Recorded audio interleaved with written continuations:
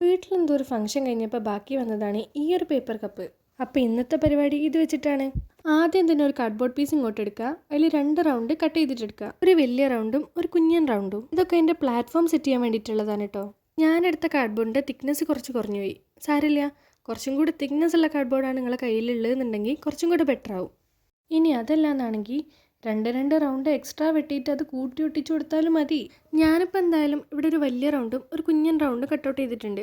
ഇനി ഇത് രണ്ടും കൂടി നമുക്കൊന്ന് ഒട്ടിച്ചു കൊടുക്കാം. നമ്മൾ ഉണ്ടാക്കി വരുന്നത് ഒരു കുഞ്ഞൻ മൂൺ ലാമ്പാണ് കേട്ടോ. മൂൺ ലാമ്പ് എന്ന് പറയാൻ പറ്റുമോ എന്ന് എനിക്കറിയില്ല, കാരണം അതിൻ്റെ ഉള്ളിൽ നമുക്ക് ലൈറ്റ് ഫിറ്റ് ചെയ്യാനുള്ള ഓപ്ഷൻ ഒന്നുമില്ല. എന്തായാലും അതിനെ ഒരു ഡെസ്ക് ഡെക്കോറായിട്ട് പരിഗണിക്കാം.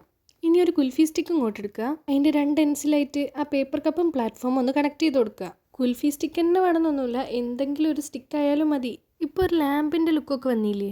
ലാമ്പിൻ്റെ ലുക്കൊക്കെ വന്നിട്ടുണ്ട്. അപ്പം ഇനി നമുക്ക് ബാക്കി പെയിൻറ്റിങ്ങിലേക്ക് കിടക്കാം. ഒരു ലൈറ്റ് യെല്ലോ കളറാണ് ഞാൻ യൂസ് ചെയ്തത്. ഇതോടുകൂടി നമ്മളെ ലാമ്പിൻ്റെ സകലമാന പണികളും തീർന്നിട്ടുണ്ട്. അപ്പോൾ ഇതാണ് ഞാൻ ഉണ്ടാക്കിയിട്ടുള്ള കുട്ടി ലാമ്പ്.